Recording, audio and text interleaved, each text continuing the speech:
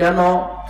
আল্লাহর নবী বলেন, ওয়া ক্বালান নাবিয়্যু সাল্লাল্লাহু আলাইহি ওয়াসাল্লাম, ইন্নাল আলিমা ওয়াল মুতাআল্লিমা ইযা মাররা আলা ক্বরিয়াতিন ফা ইন্নাল্লাহা তাআলা ইয়ারফাউ আযাবাল কবরি 40 ইয়াওমান। জোরে কোন আল্লাহু আকবার।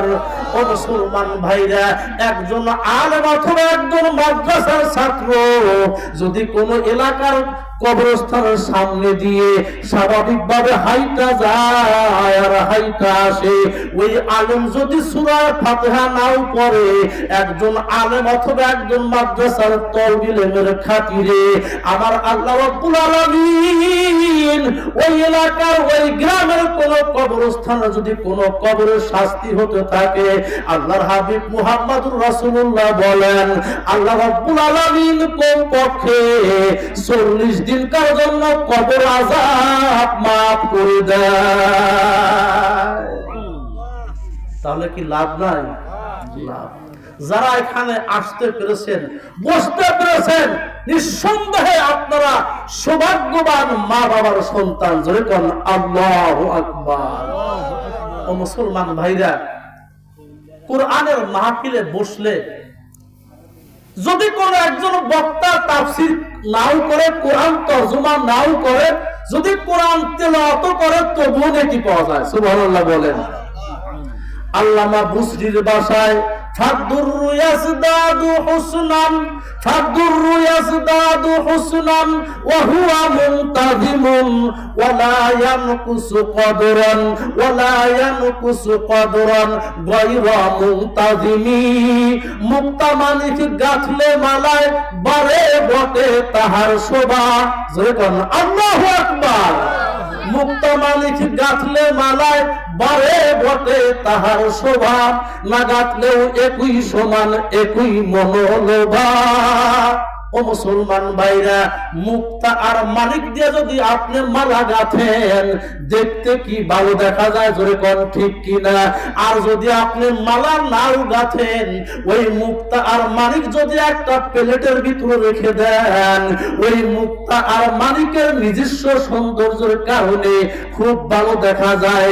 তেমনি কোরআন করলো বয়ান, তেমনি কোরআন করলো বয়ান দীপ্তি বাড়ে লোক সমাজে, না করলেও বয়ান তাতে কোনোই ক্ষতি নেই। কোরআনে যখন আল্লাহু আকবার, ঠিক তেমনি কোরআন করলে বয়ান দীপ্তি বাড়ে লোক সমাজে। কোরআন তেলাওয়াত করলে আল্লাহ রাব্বুল আলামিন ঈমান বাড়ায় দেয়। জোরে কোন সুবহানাল্লাহ। এজন্য ইমাম বুখারী রাহমাতুল্লাহ আলাইহি তার কিতাবের ভিতরে একটা বাব কায়েম করেছেন, আল ঈমানু ইয়াজিদু ওয়া ইয়ানকুসু, ঈমান বাড়ে এবং কমে। জোরে কোন সুবহানাল্লাহ। তাহলে কোরআনের মাহফিল এটা গুনাহ মাফের একটা বৈঠক। জোরে কোন ঠিক কিনা? কোরআনের মাহফিল ঈমান বাড়ার একটা মাহফিল। জোরে কোন সুবহানাল্লাহ। ও মুসলমান ভাইরা, আমি আপনি আল্লাহর প্রশংসা আদায় করেছি, কেন আমরা আল্লাহর প্রশংসা আদায় করব না?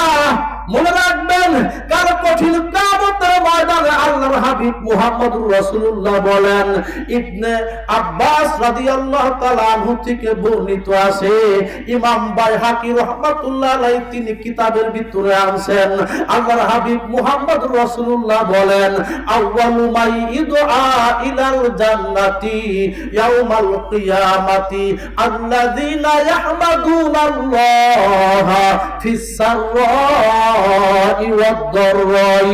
আল্লাহর হাবিব মুহাম্মদুর রাসূলুল্লাহ বলেন, কাল কঠিন কিয়ামতের মাঠ যখন আরম্ভ হয়ে যাবে, ওই সময় আমার আল্লাহ রাব্বুল আলামিন সর্বপ্রথম একদল ব্যক্তিকে আল্লাহ রাব্বুল আলামিন জান্নাতের দিকে আহ্বান করবেন। জোরে কোন সুবহানাল্লাহ।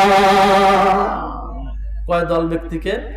একদল ব্যক্তিকে সর্বপ্রথম জান্নাতে যাওয়ার জন্য আহ্বান করবেন। তারা কারা? আল্লাহর নবী বলেন, যারা সুখে দুঃখে অভাব অনটনের সর্ব অবস্থায় যারা পড়েছিল, বলুন আলহামদুলিল্লাহ। বলুন আলহামদুলিল্লাহি রাব্বিল আলামিন। আল্লাহু আকবার বলেন। তাহলে মনে থাকবে তো, সর্ব অবস্থায় একজন আপনাকে জিজ্ঞাসা করছে সালাম হবে আগে, আগে কি হবে? সালাম। আসসালামু ক্বাবলাল কালাম, আগে সালাম তারপরে কথা হবে, কালাম হবে। সালাম দেওয়ার পরে অনেকে বলে ভাইজান কেমন আছেন? আল্লাহ রাখছে কোনো মতে। কি কয়? আরে তুমি যে হাঁটতে পারতেছো, তুমি যে মার্কেটে আসছো, বাজারে আসছো, তোমার মতো শক্তিশালী মানুষ অনেকে বিছনায় পড়ে আছে, যখন ঠিক কিনা? ডাকদা বলে ভাইজান ও আব্দুল্লাহ ভাই আপনি কেমন আছেন? মুসলমান মনটা খারাপ করে বলে আল্লাহ কোন মতো রাখছেন। ও মুসলমান ভাই রে, আপনি মনের সুখে আপনি বলেন আলহামদুলিল্লাহ, আমার মালিক আমাকে খুব ভালো রেখেছেন। আমাকে তো আল্লাহ বিছনায় ফেলা রাখেন নাই, আমাকে তো আল্লাহ মেডিকেল কোন কলেজে ফেলা রাখেন নাই, আমার আল্লাহ কোন হাসপাতালের চেম্বারে আমাকে রাখেন নাই, আল্লাহ আমাকে সুস্থ রেখেছেন। এই জন্য বলুন আলহামদুলিল্লাহি রাব্বিল আলামিন। জোরে বলুন সুবহানাল্লাহ।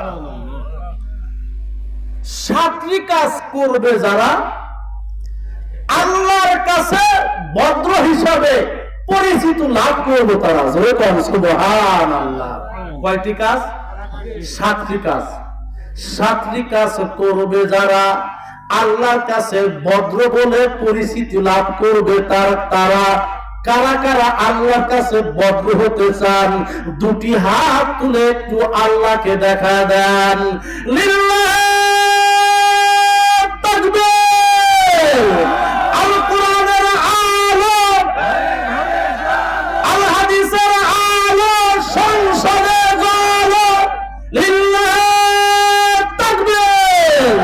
আপনার আল্লাহ তোমার যে সমস্ত বান্দাগুলো দুটি হাত তুলে তোমাকে দেখা দিল, আল্লাহ তোমার বান্দাগুলোকে এই সাতটা আমল করার তৌফিক দান করি, বলেন আমিন। এক নাম্বার হলো প্রতিটা কাজের শুরুতে যারা বিসমিল্লাহ পড়বে। কি কথা বলেন?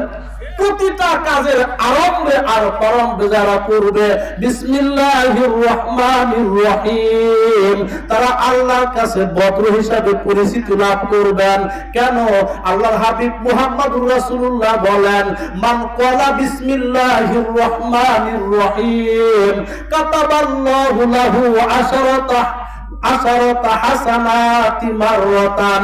আল্লাহর নবী বলেন যেই ব্যক্তি একবার বিসমিল্লাহির রহমানির রহিম পাঠ করবেন, আল্লাহ রাব্বুল আলামিন তার আমলনামায় কমপক্ষে 10,000 নেকি দান করবেন। জোরে বলেন সুবহানাল্লাহ।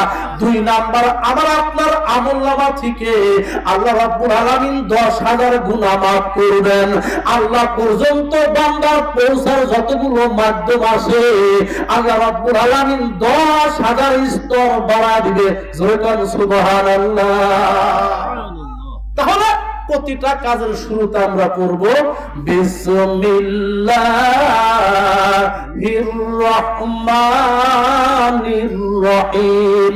দুই নাম্বার, কাজ শেষ হয়ে গেছে অথবা খানা খাওয়া আপনার আমার শেষ হয়ে গেছে, এখন আপনি অন্তত বলবেন আলহামদুলিল্লাহি রাব্বিল আলামিন। কয় নাম্বার? দুই নাম্বার। তিন নাম্বার, ও মুসলমান ভাইরা, তিন নাম্বার, ভবিষ্যতে আপনি কোনো কথা বলবেন, কোন ব্যক্তি আপনাকে জিজ্ঞাসা করছে ভাইজান আপনি কি আগামীকাল ঢাকা যাবেন, আপনি বলবেন ইনশাআল্লাহ। কি বলতে হবে?